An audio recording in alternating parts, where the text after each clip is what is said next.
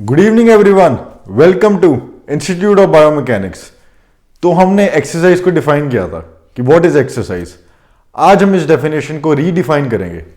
तो हमने क्या डिफाइन किया था? Exercise is external force versus internal force. तो आज रीडिफाइन करते हैं इस डेफिनेशन को और इस पे थोड़ा सा और इलेबोरेट करते हैं। तो let's begin with our today's lecture. So जैसा कि आपको पता है, थोड़ा सा फन एलिमेंट तो होना चाहिए। तो हम सबको पता है कि जब हम स्कूल में होते थे या कॉलेजेस में होते थे तो वहां पे लड़कियों की जब कैट फाइट होती थी तो वो एक दूसरे के बाल ही पूछती थी। तो ये एक्सरसाइज भी ना कुछ ऐसी है, जैसा कि हमने ट्रिपल एच की एग्जांपल देखी थी, ट्रिपल एच वर्सेस अंडरटेकर की। तो इसमें हम एग्जांपल देखेंगे दो लड़कियों की जो आपस में लड़ रही हैं। तो exercise is external versus internal torque. एक लड़की को लगा लो आप एक्सटर्नल टॉर्क, टॉर्क दोबारा से रिपीट कर रहा हूं, और एक लड़की को आप लगा लो इंटरनल टॉर्क। तो ये एक्सरसाइज भी कुछ ऐसी होती है। तो ये जो डेफिनेशन है ना, ये रिफाइनमेंट है उस डेफिनेशन की। Exercise is external versus internal force. अब से हम बोलेंगे exercise is external versus internal torque. तो ये टॉर्क क्या होता है, इस टॉर्क को देखते हैं, ये टॉर्क क्या होता है, तभी हमें समझ में आएगा ये एक्सटर्नल वर्सेस इंटरनल टॉर्क क्या है और ये लड़कियां किस बात पे लड़ रही हैं। चलो हमारी नेक्स्ट स्लाइड देखते हैं हम। तो हमारी नेक्स्ट स्लाइड देखने से पहले मैं आपको थोड़ा सा प्री रिक्वेस्ट जो जरूरी है, जो इस एक्सटर्नल वर्सेस इंटरनल टॉर्क को समझने के लिए जरूरी है, उनसे फेमिलियराइज करवाना चाहता हूं। तो सबसे पहले हम फेमिलियराइज होंगे एक कॉन्सेप्ट से जो कि है लाइन ऑफ फोर्स। इसको बहुत ध्यान से सुनना बिकॉज इसके बारे में बहुत बात होने वाली है। तो ये लाइन ऑफ फोर्स क्या है? तो हमें जैसा पता है डायरेक्शन ऑफ फोर्स पता है हमें। हमने जो पिछले लेक्चर में देखा कि अगर आप इसको सीरीज वाइज देख रहे हो तो डायरेक्शन ऑफ फोर्स क्या होता है? जो फोर्स की तीन प्रॉपर्टीज होती हैं, एक होता है मैग्नीट्यूड जिसको हम अमाउंट भी बोल देते हैं, एक होता है डायरेक्शन और एक होता है पॉइंट ऑफ एप्लीकेशन। तो ये डंबल की डायरेक्शन ऑफ फोर्स क्या है? नीचे ग्रेविटी, एक अट्रैक्टिव फोर्स। तो हमारी लाइन ऑफ फोर्स जो होती है ना, एक लाइन होती है जो डायरेक्शन ऑफ फोर्स को हम एक्सटेंड कर देते हैं। अब हमें इसका डायरेक्शन पता है कि इसका डायरेक्शन क्या है, स्ट्रेट डाउन। इसको जब हम एक्सटेंड कर लेते हैं ना, अगर मेरे पास एक बैंड है तो मैं आपको दिखाता हूं, जस्ट अ सेकेंड। तो ये मेरे पास एक बैंड है, तो अगर मेरे पास एक डंबल है हाथ में तो मुझे पता डायरेक्शन इसकी स्ट्रेट डाउन है, तो इसको मैं एक्सटेंड कर सकता हूं इस लाइन को। तो हमारे बायोमैकेनिकल एनालिसिस के लिए हम इस लाइन को एक्सटेंड कर देते हैं। Direction of force straight down है, इसको हमने जब स्ट्रेट एक्सटेंड कर दिया, आप कितना मर्जी एक्सटेंड कर सकते हो। तो जब इसको एक्सटेंड कर लिया ना, इसको हम बोल देते हैं लाइन ऑफ फोर्स। तो इस केस में हमें पता है जो फोर्स होती है वो ऑलवेज स्ट्रेट लाइन होती है, तो लाइन ऑफ फोर्स भी स्ट्रेट लाइन ही होगी अगर हम इसको एक्सटेंड कर रहे हैं। तो इसकी डायरेक्शन क्या है? Straight down. डंबल की डायरेक्शन क्या है? Straight down. तो इसको हमने एक्सटेंड कर लिया जब, तो इसको हम क्या बोलेंगे? लाइन ऑफ फोर्स, हमारे बायोमैकेनिकल एनालिसिस के लिए। हमारी नेक्स्ट स्लाइड देखते हैं। अब आप यहां पे भी देख सकते हो, एक बंदा बाइसेप कर्ल परफॉर्म कर रहा है, एक बंदा वुड चॉपर कर रहा है। तो इसमें हमें पता है डायरेक्शन ऑफ फोर्स क्या है, इस डायरेक्शन में है डायरेक्शन ऑफ फोर्स, इस डायरेक्शन में। तो इसको हम एक्सटेंड कर सकते हैं। जब हम इसको एक्सटेंड कर लेंगे तो इसको हम क्या बोलेंगे? Line of force. इस वुड चॉपर के केस में डायरेक्शन ऑफ फोर्स इस डायरेक्शन में है, इसको जब हम एक्सटेंड कर लेंगे तो इसको हम बोल देंगे लाइन ऑफ फोर्स। ऐसे आप हर एक्सरसाइज में कर सकते हो। अगर सपोज मैं एक बैंडेड शोल्डर प्रेस कर रहा हूं, तो इसको अगर मेरे को एक्सटेंड करना हो, इसको मैं ऐसे स्ट्रेट एक्सटेंड कर सकता हूं, तो उसको हम बोल देते हैं लाइन ऑफ फोर्स। कोई इसमें कॉम्प्लेक्स टॉपिक नहीं है, बहुत सिंपल है। आई होप आपको ये समझ में आ गया होगा, लाइन ऑफ फोर्स, बिकॉज ये बहुत यूज होने वाला है। अगर नहीं समझ में आया दोबारा देखो। ये एक इमेजिनरी लाइन है जिसको हम एक्सटेंड करते हैं हमारे बायोमैकेनिकल एनालिसिस के लिए। अब हमारी नेक्स्ट स्लाइड देखते हैं हम। तो अब हम देखेंगे एक्सिस ऑफ रोटेशन। तो एक्सिस ऑफ रोटेशन को ना मैं आपको बहुत सिंपल वे से समझाऊंगा। सपोज अगर मेरे को साइड रेस करनी है, साइड रेस करनी है, यहां पे एक पॉइंट है जिसके अराउंड मैं रोटेट करूंगा, मेरी आर्म रोटेट करेगी। आप देखो ना रोटेट कर रही है, ये देखो ये रोटेट कर रही है, एक पॉइंट के अराउंड रोटेट कर रही है। तो इससे आप आइडिया लगा सकते हो एक्सिस ऑफ रोटेशन क्या है। एक्सिस ऑफ रोटेशन एक इमेजिनरी लाइन है, imaginary line which passes through rotation point in a joint. जैसे ये हमारा जॉइंट है, शोल्डर जॉइंट या ग्लेनोह्यूमरल जॉइंट, जो आपने बोलना बोल सकते हो। तो ये एक इमेजिनरी लाइन है जो हमारे रोटेशन पॉइंट से पास करती है, जो हमारे जॉइंट के अंदर है, रोटेशन पॉइंट से पास करती है। या फिर आप ऐसे बोल सकते हो एक रोटेशन पॉइंट है, सिंपल आपकी डेफिनेशन अगर हम करें, एक रोटेशन पॉइंट है या एक पॉइंट है जहां पे बॉडी रोटेट करती है, एक पॉइंट है जहां पे बॉडी रोटेट करती है, उसको हम बोल देते हैं एक्सिस ऑफ रोटेशन। जैसे फ्रंटल प्लेन में सबको याद है, जब फ्रंटल प्लेन की मूवमेंट्स कौन सी होती हैं, जो फ्रंटल प्लेन कौन सा होता है, जो हमें एंटीरियर और पोस्टीरियर में डिवाइड करे। तो साइड रेस एक फ्रंटल प्लेन मूवमेंट है। कौन सी मूवमेंट है? Frontal plane movement. और इसमें जो एक्सिस होता है कौन सा होता है? Anterior posterior axis. हमने याद किया था ना कि जो एक्सिस होता है वो हमेशा परपेंडिकुलर टू द प्लेन होता है। तो अगर हम इस प्लेन में मूवमेंट कर रहे हैं तो perpendicular to the plane axis होगा। तो यहां पे एक पॉइंट है जिसके अराउंड हमारी बॉडी रोटेट करती है, इसको हम बोल देते हैं एक्सिस ऑफ रोटेशन। तो ये था हमारा axis of rotation. To summarise, आपको बस इतना याद रखना है, एक पॉइंट जहां पे बॉडी रोटेट कर सकती है, जिसके अराउंड बॉडी रोटेट कर सकती है। तो अब हमारे पास है, ध्यान से सुनना, force is always straight line. जो फोर्स होती है ना हमेशा स्ट्रेट लाइन होती है। क्या होती है? हमेशा स्ट्रेट लाइन होती है। अगर मैं इसके ऊपर फोर्स लगा रहा हूं तो ये स्ट्रेट लाइन है, स्ट्रेट लाइन। देखो आप, straight line. Gravity straight line, ये जिगजैग करके तो नहीं जा रही ना, स्ट्रेट लाइन। अगर मैं इसकी बात करूं, ये बैंड की बात करूं, a source of force, straight line, straight line. जो फोर्स होती है ना हमेशा स्ट्रेट लाइन होती है, हमेशा लीनियर होती है। तो इसको बहुत ध्यान से सुनो, बिकॉज इसके बाद हमारा एक बहुत इंपॉर्टेंट कॉन्सेप्ट आने वाला है जो कि है torque.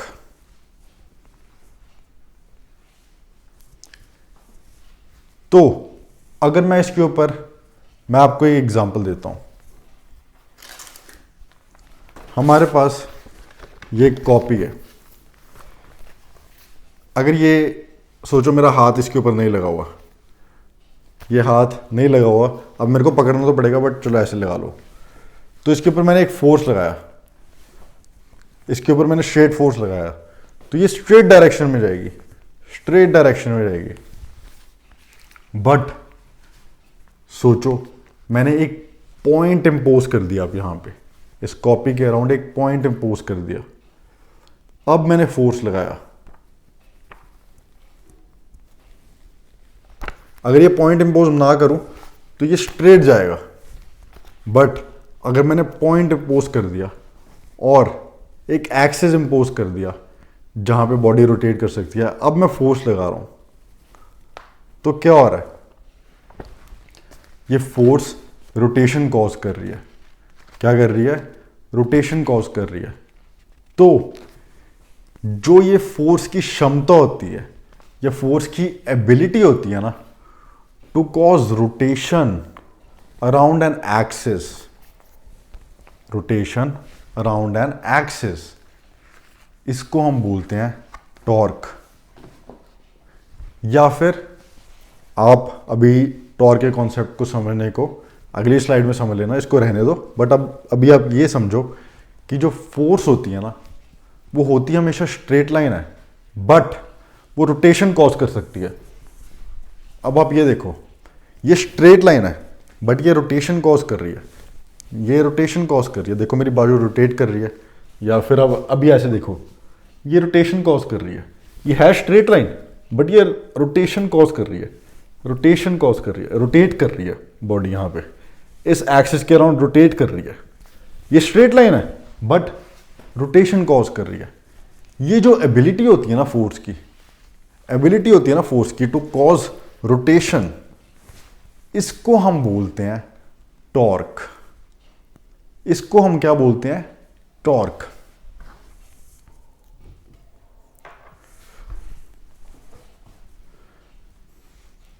What is torque? Ability of force to create rotation is torque, या फिर आप इसको बोल सकते हो मूवमेंट ऑफ फोर्स, या फिर आप इसको बोल सकते हो रेजिस्टेंस। तीन चीजें बोल सकते हो आप बोल सकते हो टॉर्क, मूवमेंट ऑफ फोर्स और resistance. Ability of force to create rotation around an axis, ability of force to create rotation is called torque. कई लोग इसको रोटेशनल फोर्स भी बोल देते हैं, बट वो गलत है, बिकॉज फोर्स स्ट्रेट लाइन है, बट अगर एक एक्सिस इंपोज हो गया, अब इसकी एबिलिटी टू क्रिएट रोटेशन, इसको हम टॉर्क बोल देते हैं। बट अगर आपको रोटेशनल फोर्स से समझ में आ रहा है तो ठीक है, आप समझ सकते हो, बट आपको पता होना चाहिए फोर्स हमेशा स्ट्रेट लाइन है और ability of force to create rotation torque है।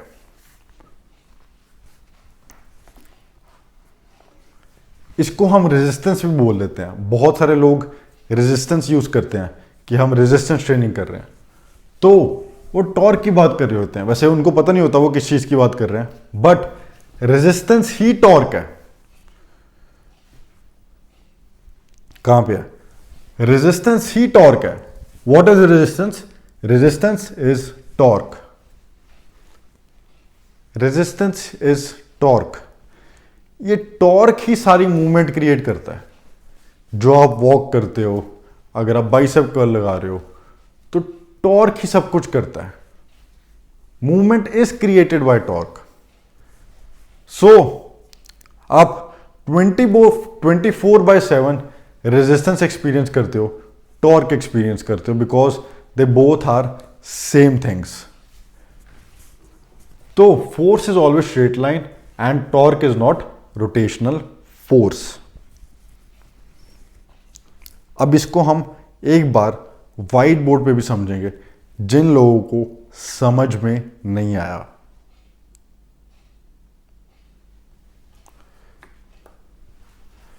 तो हमारे पास एक अपर आर्म है, लोअर आर्म है। एक हमारे पास यहां पे फोर्स है, ये है कितने यूनिट्स का? 5 यूनिट्स का लगा लो, 5 यूनिट्स। यू मतलब यूनिट्स। तो इसकी डायरेक्शन क्या है? इसकी डायरेक्शन स्ट्रेट डाउन है, बट इसकी जो एबिलिटी है ना, और ये हमारा एक्सिस है, एल्बो जॉइंट, ये हमारा एक्सिस है, एल्बो जॉइंट। इसकी जो एबिलिटी है टू क्रिएट रोटेशन, ये रोटेशन कॉज करेगा ना डाउनवर्ड डायरेक्शन में, इस डायरेक्शन में ऐसे ऐसे जाएगा ना ये, उसको हम बोलते हैं टॉर्क। जो इसकी एबिलिटी है टू क्रिएट रोटेशन, उसको हम बोलते हैं torque around this axis, around this axis. तो अब ये टॉर्क को फाइंड आउट कैसे करते हैं? अब हमें ये तो पता चल गया फोर्स क्या, फोर्स स्ट्रेट लाइन है और टॉर्क है ability of force to create rotation. अब ये टॉर्क को फाइंड आउट कैसे करते हैं, ये प्रॉब्लम है। चलो वो भी देखते हैं। तो टॉर्क का ना एक फॉर्मूला होता है। क्या फॉर्मूला होता है? Force times movement arm, force times movement arm. तो हमें टॉर्क पता है, ability of force to create rotation. हमें फोर्स पता है, फोर्स क्या होता है? पुश और पुल, जोर लगाना, जो हमने पिछले लेक्चर में एक्सप्लोर किया था। उसके बाद ये मूवमेंट आर्म क्या है? अब हम मूवमेंट आर्म देखेंगे कि ये मूवमेंट आर्म क्या है। तो मूवमेंट आर्म देखते हैं।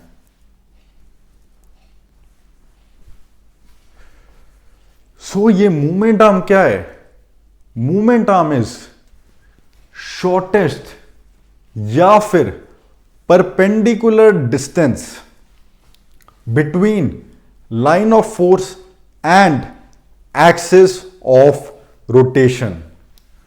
तो सबको याद है, हमने लाइन ऑफ फोर्स के बारे में बात किया था और एक्सिस ऑफ रोटेशन के बारे में बात किया था। अगर किसी को नहीं याद है सबको, तो आप रिविजिट कर सकते हो उन चीजों को। तो ये मूवमेंट आर्म क्या है? शॉर्टेस्ट या फिर perpendicular distance between line of force and axis of rotation. अब ये थोड़ा सा कंफ्यूजिंग हो सकता है कई लोगों के लिए, वो बोलेंगे यार ये फिजिक्स नहीं पढ़नी। तो हम ना इसको बहुत सिंपलर वे से समझेंगे। तो मेरे पास यहां पे दो डायग्राम्स हैं, यहां पे दो लोग हैं। दो लोग क्या हैं? ये मैं ही हूं यहां पे। तो यहां पे मैंने डंबल अपने हाथ में पकड़ा हुआ है, अपने हाथ में पकड़ा हुआ है डंबल मैंने। आप देख सकते हो, कोई चीटिंग नहीं, आपके सामने ही है। उसके बाद यहां पे मैंने डंबल हमारे फोर आर्म पे पकड़ा हुआ है, फोर आर्म के कहीं बीच में यहां पे पकड़ा हुआ है। ये कफ्स बांध के, ये कफ्स बांधे मैंने, और मैंने यहां पे डंबल को कुछ यहां पे लगा लिया, यहां पे डंबल को बांध लिया। तो इसमें इन दोनों में फर्क क्या है? हमारा यहां पे एल्बो जॉइंट है, जो हमारा एक्सिस है, जो हमारा एक्सिस ऑफ रोटेशन है, जहां पे बॉडी रोटेट करेगी। इन दोनों में डिस्टेंस का फर्क है। यहां पे डिस्टेंस ज्यादा है और यहां पे डिस्टेंस कम है।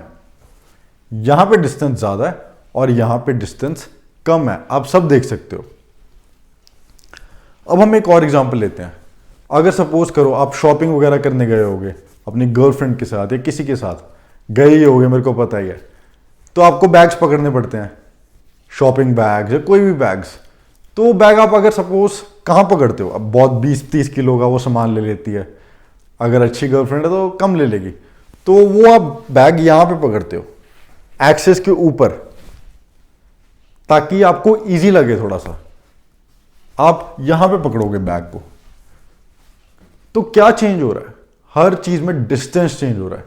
यहां पे भी डिस्टेंस चेंज हो रहा है, यहां पे डिस्टेंस सबसे लंबा है। अगर मैं एक्सेस के ऊपर रख दूं तो डिस्टेंस 0 ही हो जाएगा, और यहां पे सबसे लंबा है, यहां पे कम है। तो हर जगह क्या चेंज हो रहा है? डिस्टेंस चेंज हो रहा है। ठीक है, तो अब हमें टॉर्क फाइंड आउट करना है। ये टॉर्क कैसे फाइंड आउट करें? तो हमारे पास टॉर्क का फॉर्मूला था force into movement arm, force into movement arm. अब मूवमेंट आर्म देखनी है हमें क्या है। तो मूवमेंट आर्म था, हमें पहले फोर्स पता है, फोर्स है यहां पे डंबल, यहां पे डंबल। इसको हम 5 यूनिट्स लगा लेते हैं, 5 यूनिट्स लगा लेते हैं।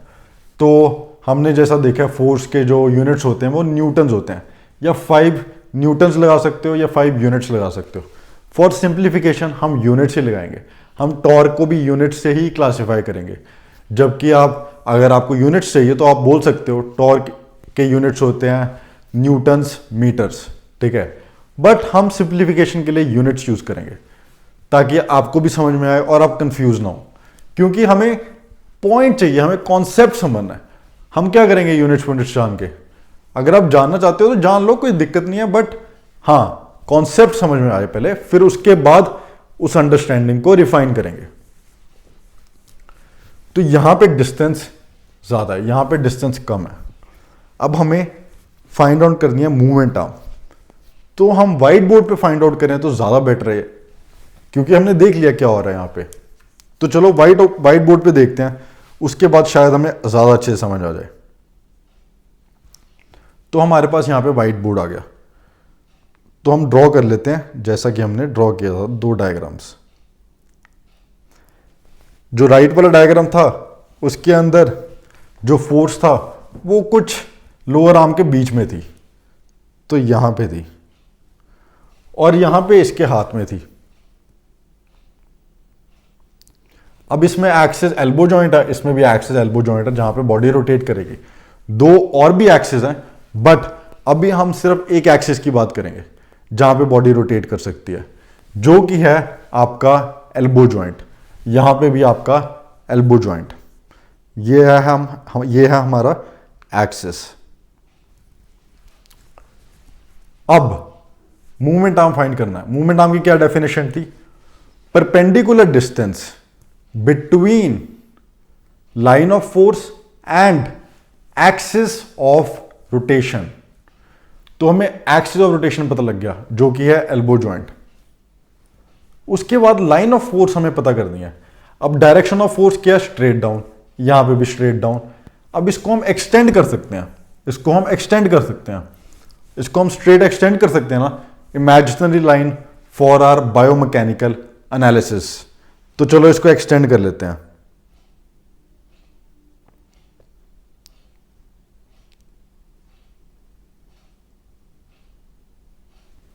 तो ये हमने इसको एक्सटेंड कर लिया।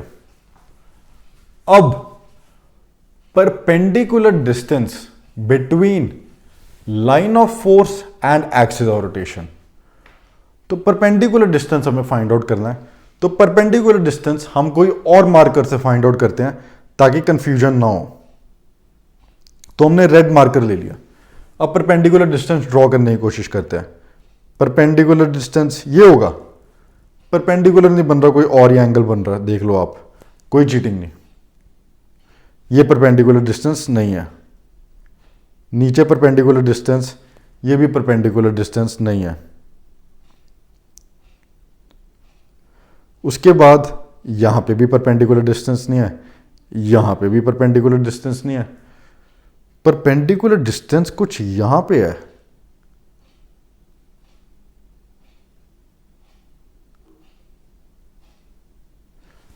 Axis of rotation and line of force, ये बन रहा 90 डिग्री एंगल, ये बन रहा 90 डिग्री एंगल। ये है परपेंडिकुलर डिस्टेंस। तो ये हमारी मूवमेंट आर्म है यहां पे, जो कि हम इमेजिन कर लेते हैं 5 यूनिट्स है, 5 यूनिट्स। ठीक है, 5 यूनिट्स हमने इमेजिन कर ली।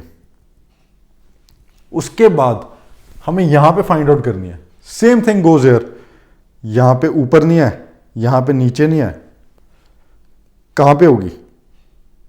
ये रही कुछ perpendicular distance between axis of rotation and line of force. तो ये रहा परपेंडिकुलर डिस्टेंस, यहां पे ये रहा ना परपेंडिकुलर डिस्टेंस। तो ये रहा हमारा परपेंडिकुलर डिस्टेंस। तो ऑब्वियसली ये 5 यूनिट्स है, तो ये छोटा होगा, ये छोटा होगा perpendicular distance between line of force and axis of rotation. ये शायद 2 यूनिट्स हो, ये शायद 2 यूनिट्स हो। और दोनों केस में हमें याद है कि जो फोर्स था वो था 5 यूनिट्स, 5 यूनिट्स, यहां पे भी 5 यूनिट्स। अब हमें टॉर्क फाइंड आउट करना है। टॉर्क का फॉर्मूला क्या था? चलो देख लेते हैं एक बार। Torque is equal to force times movement arm, ability of force to create rotation, ability of force to create rotation. मतलब यहां पे इस फोर्स की कितनी शक्तियां हैं और यहां पे इस फोर्स की कितनी शक्तियां हैं टू क्रिएट रोटेशन। हमें वो देखनी है कि ये ज्यादा शक्तिशाली है या फिर ये ज्यादा शक्तिशाली है। तो ये हम फाइंड आउट कर सकते हैं फोर्स इंटू मूवमेंट आर्म। तो हमें फोर्स पता है, फोर्स हमें पता है 5 यूनिट्स। तो यहां पे ऊपर लिख लेते हैं torque is equal to force क्या है? 5 यूनिट्स, 5।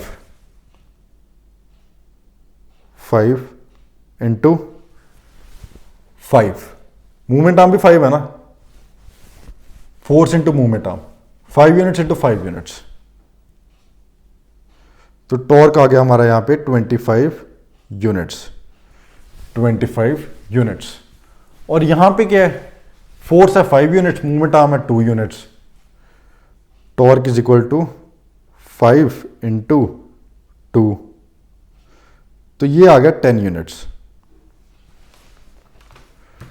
तो यहां पे इस फोर्स की 25 यूनिट शक्तियां हैं और यहां पे इस फोर्स की सिर्फ 10 यूनिट शक्तियां, तो इसकी शक्तियां यहां पे ज्यादा हैं।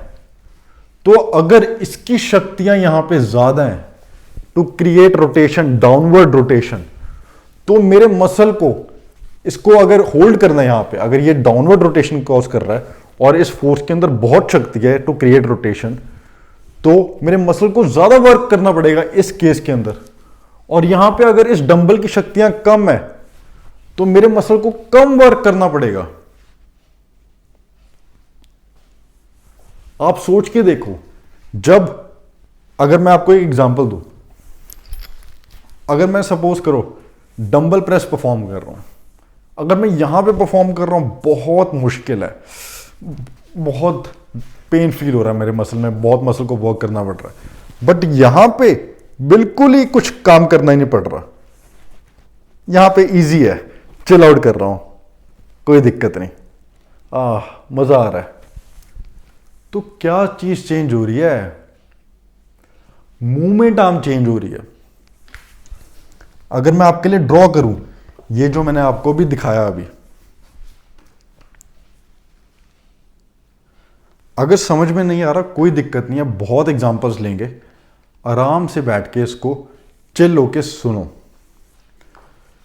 यहां पे मैं था और यहां पे भी मैं था,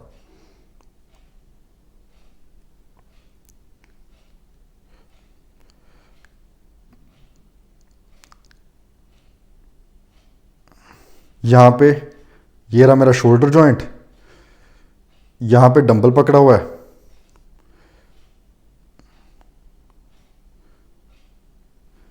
ये हमारा लाइन ऑफ फोर्स है, ये हमारा लाइन ऑफ फोर्स है, और ये मेरा डंबल है ना, तो इसकी डायरेक्शन क्या, स्ट्रेट डाउन, तो ये हमारा लाइन ऑफ फोर्स है। तो इतना बड़ा मूवमेंट आर्म होगा, perpendicular distance between line of force and axis of rotation, ये रहा एक्सिस ऑफ रोटेशन, तो ये इतना बड़ा मूवमेंट आर्म है। कुछ हो सकता है 5 यूनिट्स का, ये 5 यूनिट्स का ये फोर्स इमेजिन कर लेते हैं। तो यहां पे कितना टॉर्क एक्सपीरियंस होगा मेरे को, 5 मल्टीप्लाइड बाय 5, जो कि है 25 यूनिट्स, 25 यूनिट्स। तो इस केस में मेरे को 25 यूनिट्स का टॉर्क एक्सपीरियंस हो रहा है। अगर हम इमेजिन कर रहे हैं कि 5 यूनिट्स की मूवमेंट आर्म है और 5 यूनिट्स का फोर्स है, अब इस केस में कितना इतना, इस केस में कितना एक्सपीरियंस होगा देखते हैं। बाजू लगा लेते हैं, खुद को ड्रॉ करने की जरूरत नहीं है। तो ये मेरी बाजू है, ये मेरी बाजू है, ठीक है। अब देखो, ये रहा एक्सिस ऑफ रोटेशन, जो कि शोल्डर जॉइंट है, इसके अराउंड रोटेट कर रही है ना बॉडी, इसके अराउंड रोटेट कर रही है, तो ये एक्सिस ऑफ रोटेशन है। तो एक्सिस ऑफ रोटेशन और फोर्स एक ही लाइन में है, एक्सिस ऑफ रोटेशन यहां पे मेरे हाथ में डंबल है, तो एक्सिस ऑफ रोटेशन यहां पे है, यहां पे मेरे पास डंबल है, यहां पे मेरे पास डंबल है। तो इसमें मूवमेंट आर्म क्या होगा, अगर हम लाइन ऑफ फोर्स ड्रॉ करें, लाइन ऑफ फोर्स तो स्ट्रेट ही होगी ना, अगर हम इसको एक्सटेंड करें, लाइन ऑफ फोर्स स्ट्रेट ही होगी, अगर हम रेड लाइन को एक्सटेंड कर लें तो स्ट्रेट ही होगी line of force, because direction of force straight down है, इसको ऊपर एक्सटेंड कर लो। तो अगर हम मूवमेंट आर्म फाइंड करें, मूवमेंट आर्म क्या होता है, perpendicular distance between axis of rotation and line of force.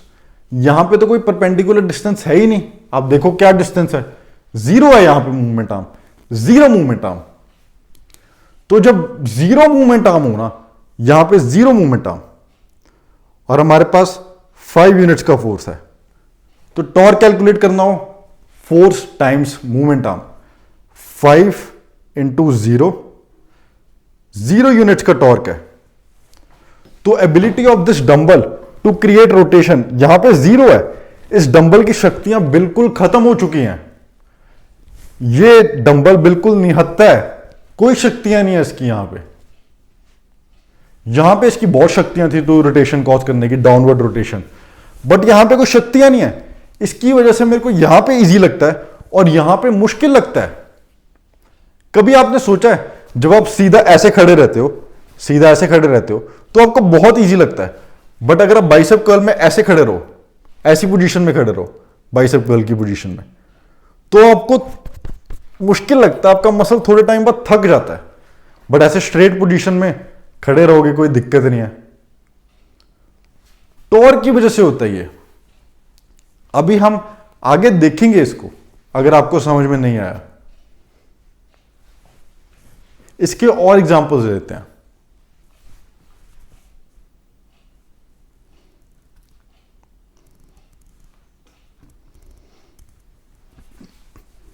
जो मैंने आपके लिए ड्रॉ किया था वो मैंने यहां पे भी दिखाया है, आपके लिए व्हाइट बोर्ड पे थोड़ा सा सिंप्लीफिकेशन के लिए ड्रॉ किया था, अब यहां पे भी दिखा रहा हूं आपको। तो यहां पे हमारे पास ये रहा एक्सिस ऑफ रोटेशन और ये रहा हमारा डंबल। तो हम लाइन ऑफ फोर्स को एक्सटेंड कर लेंगे, परपेंडिकुलर डिस्टेंस, ये परपेंडिकुलर डिस्टेंस है यहां पे, और यहां पे हमारा ये परपेंडिकुलर डिस्टेंस है, length of the lower arm. हमें परपेंडिकुलर डिस्टेंस ड्रॉ करना, 90 डिग्री कहां बनेगा, बट इसमें length of the lower arm है, बट ये जरूरी नहीं है कि हमेशा length of the lower arm हो। अब हम देखेंगे कैसे जरूरी नहीं है। आप इस डायग्राम में देखो, इस डायग्राम में देखो, आप जो आपका मूवमेंट आर्म है वो हवा में भी हो सकता है। हवा में कैसे हो सकता है आप देखो। अब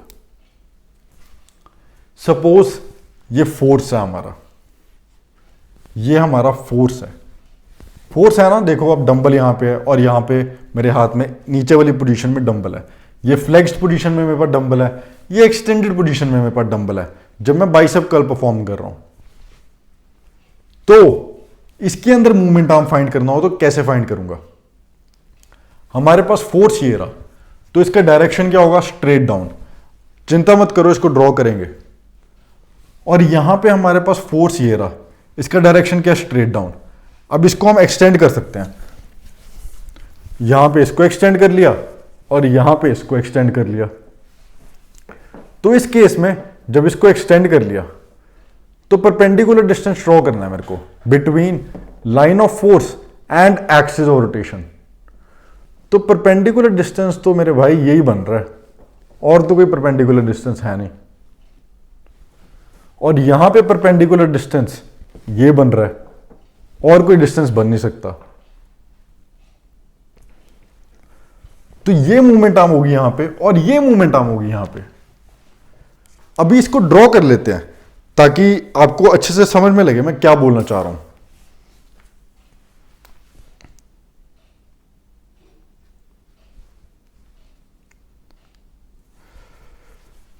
तो एक केस था हमारा ये केस, जहां पे मैं एक एक्सटेंडेड पोजीशन में हूं। ये रहा हमारा एक्सिस ऑफ रोटेशन, यहां पे मेरे पास था डंबल। डंबल का डायरेक्शन क्या, स्ट्रेट डाउन, स्ट्रेट डाउन। तो हम इस लाइन ऑफ फोर्स को एक्सटेंड कर लेते हैं, इसको हमने एक्सटेंड कर लिया। एक था हमारे पास फ्लेक्स्ड पोजीशन, यहां पे था हमारे पास डंबल। अब इस लाइन ऑफ फोर्स को एक्सटेंड कर लेते हैं, ये रहा हमारा एक्सिस ऑफ रोटेशन जहां पे बॉडी रोटेट कर रही है। तो ये हमारे पास ये एक्सिस ऑफ रोटेशन, एक हमारे पास ये रहा एक्सिस ऑफ रोटेशन, ये हमारी लोअर आर्म, ये हमारी यहां पे लोअर आर्म। तो अब हमें परपेंडिकुलर डिस्टेंस ढूंढना है मूवमेंट आर्म ढूंढने के लिए between line of force and axis of rotation. तो हम ब्लू कलर लेते हैं हमारा मूवमेंट आर्म ढूंढने के लिए। तो मूवमेंट आर्म अगर हम ढूंढें तो length of the lower arm तो हो ही नहीं सकती, क्योंकि आप देखो एंगल कौन सा बन रहा है, कौन सा एंगल बन रहा है, नहीं बात बन नहीं रही, 90 डिग्री एंगल तो है ही नहीं, ऊपर भी नहीं कर सकते, नहीं बात नहीं बन रही, यहां पे भी नहीं हो सकता, बात नहीं बन रही, कहां बनेगी बात, यहां ड्रॉ करें तो ये बन रहा 90 डिग्री, ये बन रहा 90 degree, perpendicular distance between line of force and axis of rotation. तो ये रहा मूवमेंट आर्म यहां पे हमारे पास। अब इसके अंदर देखते हैं length of the lower arm हो सकता है क्या, नहीं एंगल बन नहीं रहा, मजा नहीं आया, नीचे एंगल बन रहा है, नहीं बन रहा, 90 डिग्री एंगल नहीं बन रहा, ये बन रहा है कुछ 90 डिग्री एंगल, देखो कोई चीटिंग नहीं, ये 90 डिग्री एंगल बन रहा है, perpendicular distance between line of force and axis of rotation. तो ये रहा मूवमेंट आर्म और इसमें ये रहा मूवमेंट आर्म।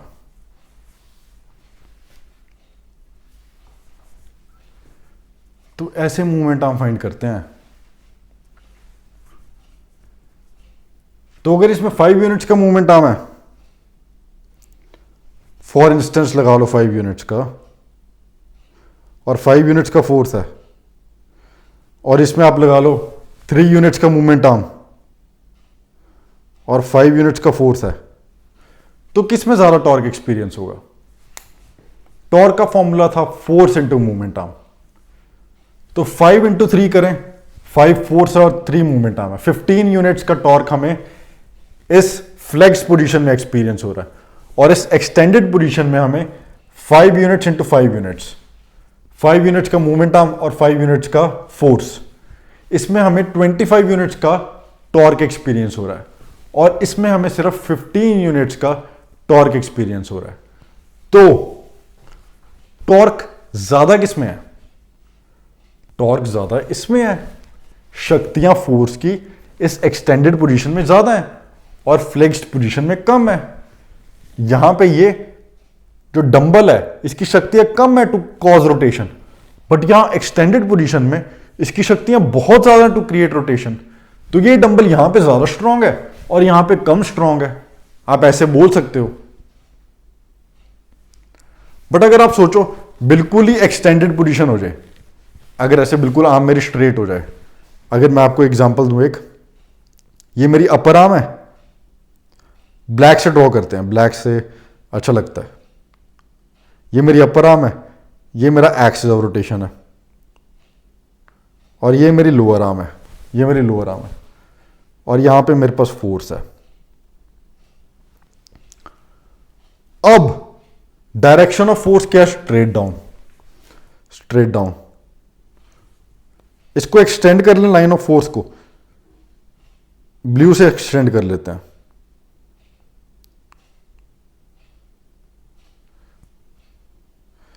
ये कुछ एक्सिस के थ्रू से ही पास करेगी, एक्सिस के थ्रू से ही पास करेगी ये।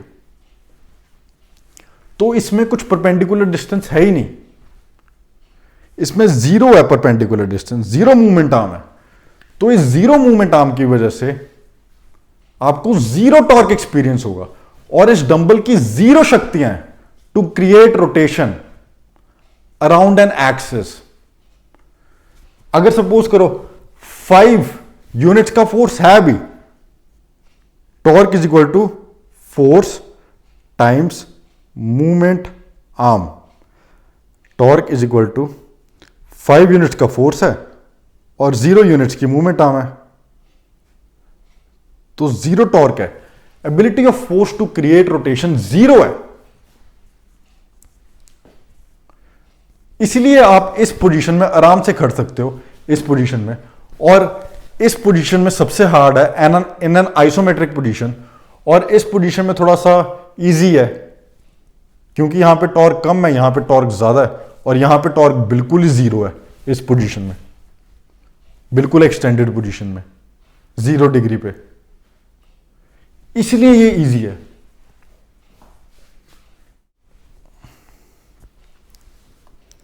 ये एक्सरसाइज तो सबने की है। अब समझ में आएगा, अब दिमाग की बत्ती ना ऐसे चलेगी, अरे अरे अरे, हाँ आ गया आ गया आ गया। सबने परफॉर्म किया डंबल फ्लाई और सबने परफॉर्म किया डंबल प्रेस। कभी आपने सोचा है जो डंबल प्रेस होती है, अगर आप 10 किलो से कर रहे हो तो जो डंबल प्रेस होती है वो इजी लग रही है, और वही वेट लो आप 10 किलो लो और डंबल फ्लाई परफॉर्म करो, वो थोड़ी सी ज्यादा डिफिकल्ट लगती है, बहुत ही ज्यादा डिफिकल्ट लगती है। थोड़ी क्या, इस केस में अगर आपने 10 किलो लिया हुआ है या 10 यूनिट्स लिया हुआ है, 10 यूनिट्स बोलते हैं तो ज्यादा एक्यूरेट रहेगा, अगर आपने 10 यूनिट्स लिया हुआ है तो यहां पे ज्यादा इजी है और यहां पे ज्यादा मुश्किल है। ऐसा क्यों? मूवमेंट आर्म की वजह से। किसकी वजह से? मूवमेंट आर्म की वजह से।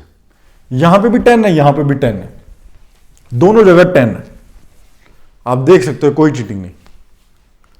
बट यहां पे अगर हम सिर्फ शोल्डर जॉइंट की बात करें, हम किसी और जॉइंट की बात नहीं कर रहे, हम एक एक्सिस की बात कर रहे हैं, अभी मल्टीपल एक्सिस की हम अभी बात करेंगे।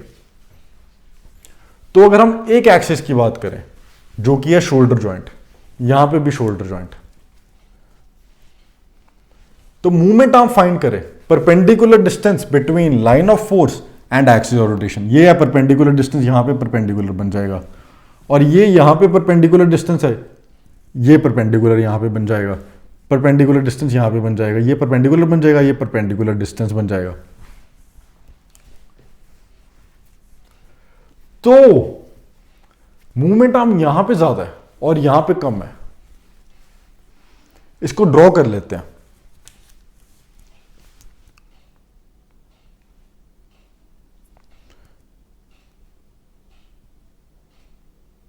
हमारे पास एक बंदा परफॉर्म कर रहा है डंबल प्रेस, एक आर्म ही रखते हैं क्योंकि फिर पूरा व्हाइट बोर्ड कवर्ड हो जाएगा, और एक बंदा परफॉर्म कर रहा है हमारे पास, जैसा कि आर्म ज़्यादा स्ट्रेट होएगी, पूरी ऐसे स्ट्रेट होएगी, तो इसलिए ज़्यादा लंबी कर दिया इसको हमने। एक बंदा परफॉर्म कर रहा है हमारे पास डंबल फ्लाइज, एक कर रहा डंबल प्रेस और एक कर रहा डंबल फ्लाइज।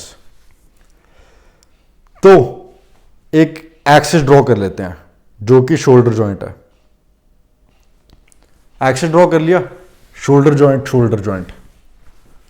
उसके बाद अब हमें ड्रॉ करनी है मूवमेंट आर्म। उसके लिए पहले लाइन ऑफ फोर्स ड्रॉ कर लेते हैं। अब इसके हाथ में यहां पे फोर्स है और इसके हाथ में भी मैंने यहां पे ड्रॉ कर दिया, बट लाइन ऑफ फोर्स यहीं से पास करेगी, चलो बट यार कर लेते हैं, कुछ यहां पे फोर्स होएगी, इसके हाथ में यहां पे होगी और इसके हाथ में कुछ यहां पे होगी, ठीक है, जस्टिस। अब यहां पे हम लाइन ऑफ फोर्स को एक्सटेंड कर लेते हैं। ये कर लिया हमने लाइन ऑफ फोर्स को एक्सटेंड, कोई चीटिंग नहीं, आपके सामने ड्रॉ किया मैंने। उसके बाद हमें मूवमेंट आर्म ड्रॉ करनी है, perpendicular distance between line of force and axis of rotation. तो परपेंडिकुलर डिस्टेंस ये नहीं होगा, परपेंडिकुलर डिस्टेंस नीचे नहीं होगा, परपेंडिकुलर डिस्टेंस कुछ ये होगा जहां पे 90 डिग्री बन रहा है, ये 90 डिग्री बन रहा है परपेंडिकुलर डिस्टेंस, और यहां पे ये 90 डिग्री बन रहा है परपेंडिकुलर डिस्टेंस। तो अब हम देखेंगे डंबल फ्लाई में जो वेट होता है या फोर्स होता है उसकी एबिलिटी ज्यादा कैसे होती है, उसकी शक्तियां ज्यादा कैसे होती है। अब हमें पता लग गया, ये रहा हमारा मूवमेंट आर्म और यहां इस केस में ये रहा हमारा मूवमेंट आर्म। तो डंबल फ्लाइज में ऑब्वियसली मूवमेंट आर्म ज्यादा होगा, शायद यहां पे 10 यूनिट्स हो और यहां पे 5 यूनिट्स लगा लो। और जैसा कि आपको याद है जो हमारा फोर्स था वो भी था 10 यूनिट्स, यहां पे भी था 10 यूनिट्स। अब टॉर्क कैलकुलेट करना है। अब पहले डंबल प्रेस के केस में टॉर्क कैलकुलेट करते हैं। Torque is equal to force, क्या है, फोर्स है 10 units, 10 units into movement arm क्या है 5 यूनिट्स, 5 यूनिट्स, तो यहां पे टॉर्क आ गया 50 यूनिट्स। और यहां पे टॉर्क क्या होएगा, 10 यूनिट्स की मूवमेंट आर्म और 10 यूनिट्स का force. Torque is equal to, ऊपर ड्रॉ करते हैं, torque is equal to 10 units का फोर्स और 10 यूनिट्स की मूवमेंट आर्म, 100 यूनिट्स का टॉर्क।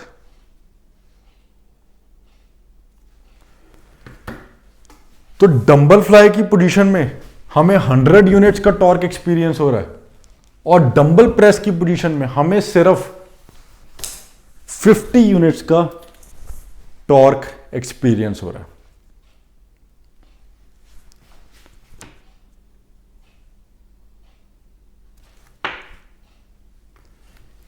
इस केस में 50 यूनिट्स का हो रहा है और इस केस में 100 यूनिट्स का हो रहा है, इसलिए इसमें जो फोर्स की शक्ति है वो ज्यादा है और इसमें फोर्स की शक्तियां कम है।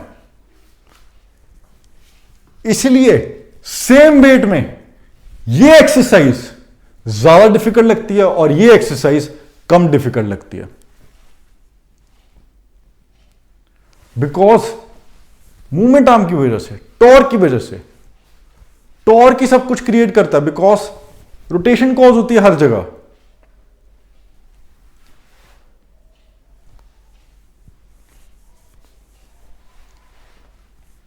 आप देख सकते हो, आपके सामने है सब कुछ। ट्राई कर लेना कल जिम में जाके, फ्लाई परफॉर्म कर लेना और डंबल प्रेस परफॉर्म कर लेना। तो इस केस में आपके मसल को ज्यादा वर्क करना पड़ेगा और इस केस में कम वर्क करना पड़ेगा, बिकॉज ये शक्तियां ज्यादा है, आपके मसल को भी ज्यादा वर्क करना पड़ेगा उस शक्तियों को काउंटर करने के लिए, ज्यादा शक्ति प्रोड्यूस करनी पड़ेगी। समझ रहे हो ना? ये डंबल मेरे को नीचे लेके जाने की कोशिश कर रहा है और ज्यादा शक्तियों से नीचे लेके जाने की कोशिश कर रहा है, तो मेरे मसल को ज्यादा वर्क करना पड़ेगा।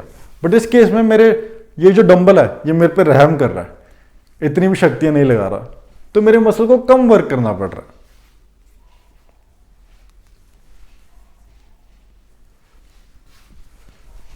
तो ये है हमारा डंबल प्रेस और डंबल फ्लाई में टॉर्क। अब और एग्जांपल्स देखते हैं इसकी। इसीलिए जो कई रेंज होती हैं, जैसे सपोज अगर आप डंबल कर्ल कर रहे हो तो कई रेंज में एक्सटर्नल टॉर्क ज्यादा होगा, क्योंकि फोर्स एक्सटर्नल है ना, तो external force external torque create कर रहा है, ability of force to create rotation, तो इसको हम एक्सटर्नल टॉर्क बोल देते हैं। तो इसलिए ये डंबल है 5 यूनिट्स का, ये किसी रेंज ऑफ मोशन में बहुत डिफिकल्ट है और किसी रेंज ऑफ मोशन में बहुत इजी है बिकॉज ऑफ टॉर्क। अब इसमें फाइनल डिटेल्स हैं जो हम और लेक्चर्स में बात करेंगे, जैसे इनर्शियल इफेक्ट्स, उसके बाद आपका इंटरनल टॉर्क, उसके बाद लेंथ टेंशन रिलेशनशिप, सब कुछ बात करेंगे वो। बट अभी के लिए इसको समझो। अब इसमें मूवमेंट आर्म फाइंड करते हैं। इसमें हमारी मूवमेंट आर्म क्या होगी? अगर ये बैंड के साथ लगा रहा है, ये बैंड के साथ यहां पे लगा रहा है, तो यहां पे हमने लाइन ऑफ फोर्स को एक्सटेंड कर लिया। जब लाइन ऑफ फोर्स को हमने एक्सटेंड कर लिया तो ये रहा हमारा एल्बो जॉइंट, इसके अराउंड रोटेशन कॉज हो रही है, तो यहां पे मूवमेंट हम ड्रॉ कर लेंगे, perpendicular distance between line of force and axis of rotation. देखो आप यहां पे ये लाइन ऑफ फोर्स है, ये एक्सिस ऑफ रोटेशन है और हमारा मूवमेंट आर्म ड्रॉ हो गया।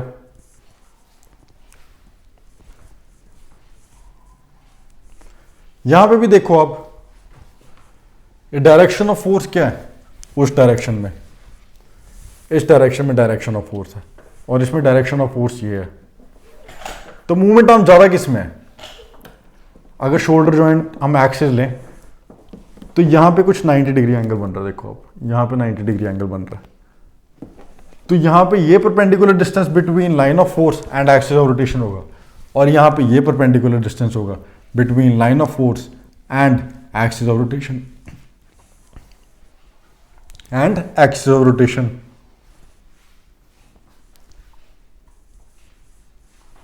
अब देख सकते हो मूवमेंट आर्म इसमें ज्यादा है और इसमें कम है मूवमेंट आर्म, तो इसमें एक्सटर्नल टॉर्क ज्यादा होगा, इसमें एक्सटर्नल टॉर्क कम है, बिकॉज फोर्स तो सेम ही रह रहा है। आइसोमेट्रिक पोजीशन की बात कर रहे हैं। आइसोमेट्रिक क्या होता है?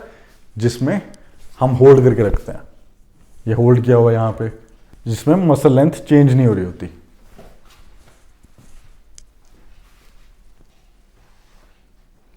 जिसमें होल्ड किया होता है, अभी आप हमने आइसोमेट्रिक्स की, कॉन्सेंट्रिक्स और इसेंट्रिक की बात नहीं की, तो आप बोल सकते हो जिसमें होल्ड किया हुआ है, अगर बाइसेप कर्ल लगा रहा हूं यहां पे होल्ड कर लिया, तो इसको आइसोमेट्रिक पोजीशन बोल दूंगा मैं, इसको आइसोमेट्रिक पोजीशन बोल दूंगा जहां पे मैंने होल्ड कर लिया। तो आइसोमेट्रिक पोजीशन में यहां पे एक्सटर्नल टॉर्क ज्यादा है और यहां पे एक्सटर्नल टॉर्क कम है।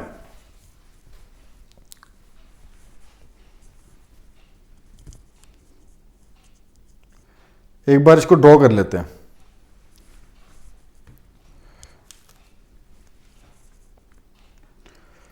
तो हमारे पास जो बाइसेप कर्ल वाला एग्जांपल ड्रॉ कर लेते हैं। हमारे पास यहां से बैंड थे, ये बैंड था हमारा, और यहां पे बंदे का एल्बो जॉइंट था, और यहां पे बंदे की आर्म थी, लोअर आर्म, और यहां पे कुछ उसकी अपर आर्म थी, और यहां पे बंदा था। तो अगर ये है हमारा एक्सिस ऑफ रोटेशन,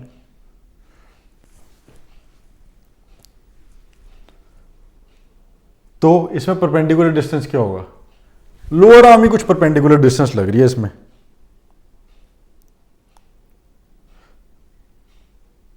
ये नहीं होगा परपेंडिकुलर डिस्टेंस, ये नहीं होगा परपेंडिकुलर डिस्टेंस, कुछ यही होगा परपेंडिकुलर डिस्टेंस। 90 डिग्री यही क्रॉस कर रहा है, तो कुछ लोअर आर्म इसकी परपेंडिकुलर डिस्टेंस है। अब उसमें लोअर आर्म नहीं थी, बट मैं आपको एक एग्जांपल दे रहा हूं। तो फिर जब आपने मूवमेंट आर्म फाइंड कर ली, तो आप टॉर्क फाइंड आउट कर सकते हो। टॉर्क का फॉर्मूला क्या होता है? Force into movement arm. Force अगर आपको पता 5 यूनिट्स की है, अगर 5 यूनिट्स का मूवमेंट आर्म है तो 25 यूनिट्स का टॉर्क। अगर 10 यूनिट्स का मूवमेंट आर्म है तो 5 इंटू 10 50 यूनिट्स का टॉर्क। अगर 15 यूनिट्स का मूवमेंट आर्म है फिर 5 इंटू 15 75 यूनिट्स का टॉर्क। तो ऐसे आप कैलकुलेट कर सकते हो। तो अब हम बात करेंगे कंपाउंड और आइसोलेशन एक्सरसाइज की। ये ना बहुत इंटरेस्टिंग पॉइंट है, अब आपको बहुत मजा आएगा।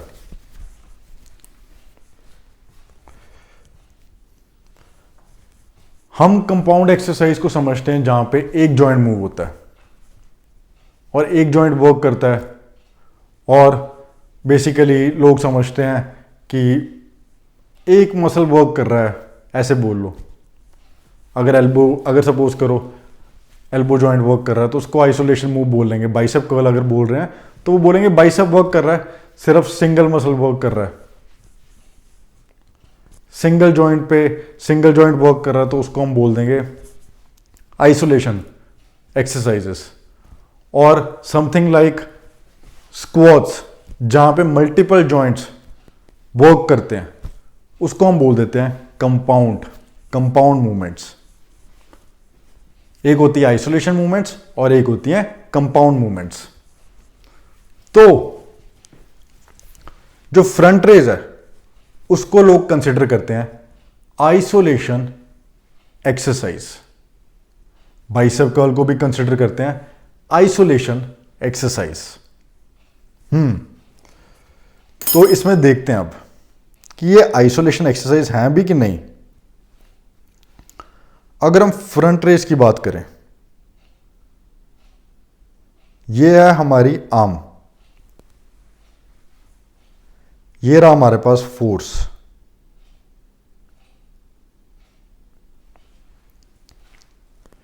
इसमें कितने जॉइंट्स पे मूवमेंट आर्म होगी? अभी हमने एक जॉइंट की बात की थी, बट कितने जॉइंट्स पे मूवमेंट आर्म हो सकती है? एक्सिस ऑफ रोटेशन कितने हो सकते हैं? बहुत सारे एक्सिस ऑफ रोटेशन हो सकते हैं। अब आप बोलोगे बहुत सारे एक्सिस ऑफ रोटेशन कैसे हो सकते हैं? अब आप देखो, अगर मैं फ्रंट रेस परफॉर्म कर रहा हूं तो ये भी एक एक्सिस ऑफ रोटेशन है, एल्बो जॉइंट, ये भी एक एक्सिस ऑफ रोटेशन है। यहां पे अगर मैं वर्क कर रहा हूं, सपोज मैं फ्रंट रेस परफॉर्म कर रहा हूं, तो ये डंबल मेरे को एल्बो एक्सटेंशन में लेके जाने की कोशिश कर रहा है, मेरे एल्बो फ्लेक्सस को वर्क करना पड़ रहा है, एल्बो फ्लेक्सस को वर्क करना पड़ रहा है, और मेरे एंटीरियर डेल्टॉइड्स को भी वर्क करना पड़ रहा है। और कौन से मसल्स को वर्क करना पड़ रहा है? अगर ये डंबल बहुत ज्यादा भारी हो जाए तो मैं आगे गिर जाऊंगा, अगर ये डंबल बहुत भारी हो जाए तो मेरे ग्लूट्स को भी वर्क करना पड़ रहा है। देखो आप, मेरे ग्लूट्स को भी वर्क करना पड़ रहा है मेरे को ऊपर रखने के लिए। अगर मेरे ग्लूट्स वर्क ना करे तो मैं से आगे गिर जाऊं। तो बहुत सारे जॉइंट्स वर्क कर रहे हैं। अब देखते हैं मूवमेंट आर्म कितने जॉइंट्स के ऊपर है। आपका यहां पे है हिप जॉइंट, यहां पे हिप जॉइंट लगा लो, यहां पे नी जॉइंट है, यहां पे एंकल जॉइंट, 3 जॉइंट्स यहां पे हो गए। उसके बाद लुम्बार एरिया पे हो गए बहुत सारे जॉइंट्स, थोरासिक एरिया पे हो गए। उसके बाद यहां पे शोल्डर जॉइंट हो गया, यहां पे एल्बो जॉइंट हो गया। इमेजिन कर रहे हैं ये शोल्डर जॉइंट है, ये एल्बो जॉइंट है। उसके बाद अब अगर हमें टॉर्क कैलकुलेट करना हो या फिर हमें मूवमेंट आर्म कैलकुलेट करनी हो, तो अगर हम लाइन ऑफ फोर्स ड्रॉ करें एक, तो perpendicular distance between axis of rotation and line of force, तो हमारे पास कितने सारे एक्सिस है हमारे यहां पे। हम सिंप्लीफिकेशन के लिए अभी एक एक्सिस देख रहे थे, बट कितने सारे एक्सिस हैं देखो आप, बहुत सारे एक्सिस हैं। तो सब जॉइंट्स के ऊपर मूवमेंट आर्म हो सकती है।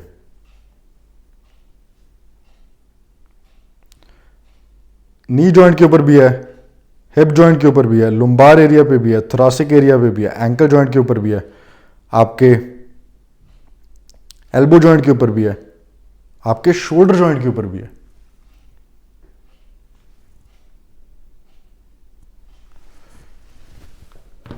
देखो आप, परपेंडिकुलर डिस्टेंस हर जॉइंट पे है। Perpendicular distance between line of force and axis of rotation, एक ankle joint, knee joint, hip joint, lumbar area, thoracic area, shoulder joint, उसके बाद एल्बो जॉइंट, कितने जॉइंट्स पे है। 2 आपके मसल्स आइसोमेट्रिकली वर्क कर रहे हैं, कुछ लोग बोल देंगे एज अ स्टेबलाइजर वर्क कर रहे हैं, बट कितने जॉइंट्स पे मूवमेंट आर्म है और कितने जॉइंट्स पे टॉर्क है। जो ये डंबल है, इसकी शक्तियां हर जॉइंट पे रोटेशन कॉज कर रही है और आपके हर जॉइंट पे मसल को वर्क करना पड़ रहा है। अगर हम ट्राइसेप की बात करें, यह आपके एग्जांपल बहुत समझ में आएगी। ट्राइसेप जब परफॉर्म करते हो तो अगर आपके लैट्स वर्क ना करें, अगर आपको लैट्स पीछे ना रखें, तो आप ऐसे आगे चले जाओगे। आपके लैट्स को पीछे रखना पड़ रहा है आपको। ये देखो आप, पीछे रखना पड़ रहा है। ये मेरे को यहां से खींच रही है, अगर मेरे लैट्स वर्क ना करें तो मैं ऐसे ऊपर चले जाऊंगा, तो ऐसे पीछे रखना पड़ रहा है।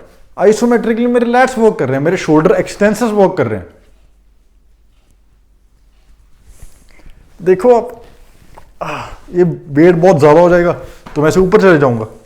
ट्राइसेप में मेरे लैट्स भी वर्क कर रहे हैं, ट्राइसेप में मेरे शोल्डर जॉइंट के ऊपर भी मूवमेंट आर्म है, जिसकी वजह से वहां पे भी टॉर्क है, क्योंकि यहां पे फोर्स तो कुछ है ही ना।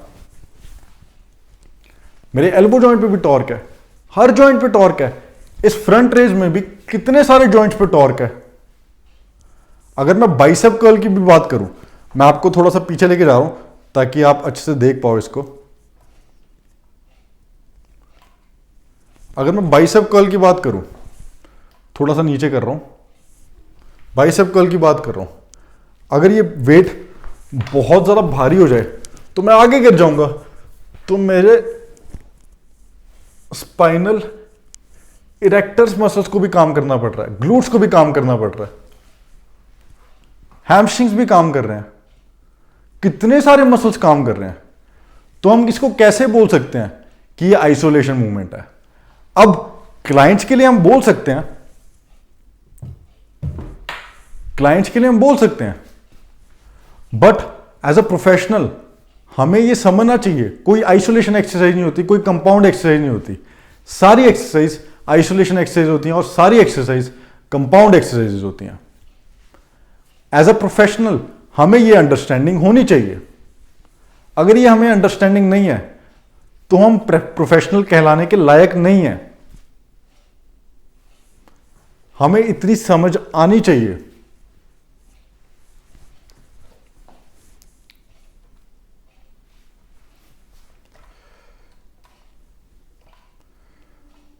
तो कितने जॉइंट्स पे टॉर्क है और कितने जॉइंट्स पे मूवमेंट आर्म है, देख सकते हो आप। उसके बाद आप टॉर्क कैलकुलेट कर ही सकते हो हर जॉइंट पे।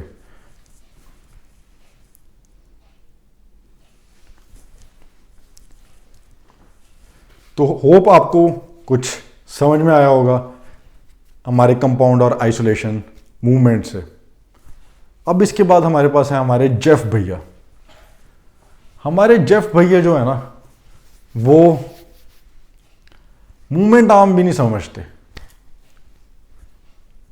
अब इन्होंने मूवमेंट आर्म ड्रॉ किया। पहली बात तो इन्होंने एक्सिस ही बाइसेप के ऊपर ड्रॉ किया, जबकि शोल्डर जॉइंट एक्सिस है। देख सकते हो आप, आपका शोल्डर जॉइंट एक्सिस है और इन्होंने बाइसेप के ऊपर ड्रॉ किया यहां पे। उसके बाद दूसरा एक्सिस है हमारे पास यहां पे एल्बो जॉइंट। अब आप देखो, अगर हम इसमें लाइन ऑफ फोर्स ड्रॉ करें तो हमारा लाइन ऑफ फोर्स ये रहा, तो ये मूवमेंट आर्म होगी बाइसेप के ऊपर। ये क्या मूवमेंट आर्म ड्रॉ किया है? हमारा एक्सिस ऑफ रोटेशन यहां पे होगा कुछ इस पॉइंट के ऊपर, तो यहां पे मूवमेंट आर्म होगी कुछ यहां पे, कुछ ऐसे।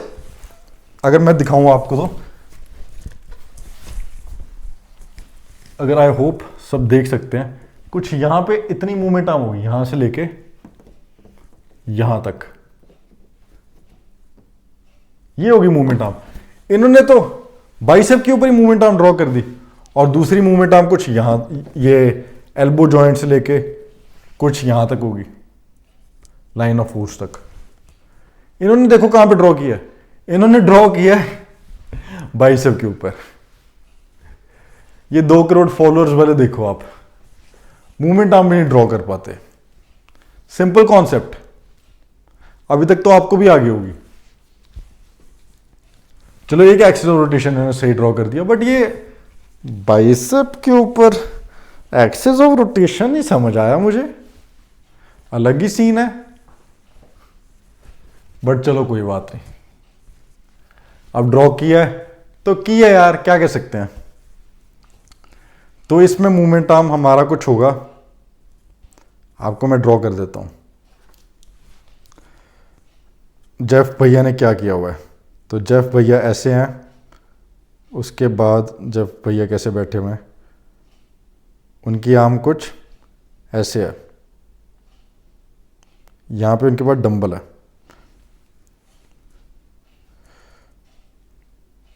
तो उन्होंने, ये बाइसेप उनका यहां पे शोल्डर है, ये शोल्डर है और ये बाइसेप है।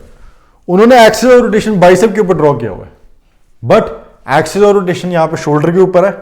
और फिर हम, ये लाइन ऑफ फोर्स है, फिर हम मूवमेंट आर्म ड्रॉ कर सकते हैं, परपेंडिकुलर डिस्टेंस।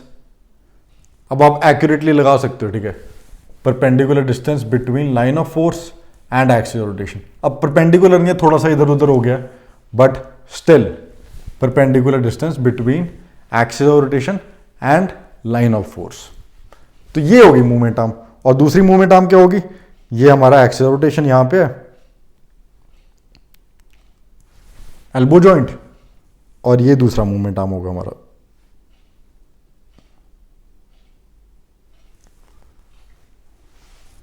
ये हमारा दूसरा मूवमेंट आर्म होगा।